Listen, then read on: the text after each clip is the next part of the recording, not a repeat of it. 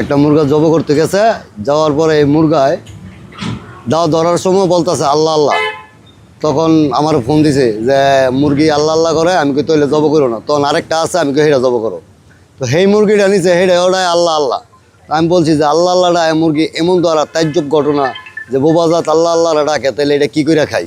এই জন্য খাই নাই, এই মুরগি রেখে দিলাম। অনেক মানুষ আসে দেখার জন্য, হ্যাঁ দেখতেছে, এই চলতেছে আর কি।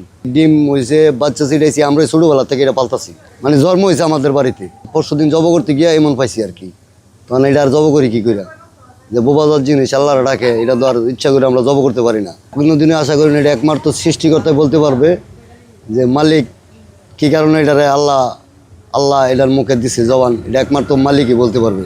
এই ঘটনায় যে অনুভূতি, যে এটা মানে আল্লাহর কাছে শুকরিয়া আদায় করে শেষ করে যাবো না। আমরা মুসলমান তো আল্লাহরা ডাকি না, ঠিক আছে, কিন্তু এইটাই যে বোবাজাত জিনিস, এটা আল্লাহরা ডাকে, এটা তো আমি আল্লাহর কাছে শুকরিয়া আদায় করে শেষ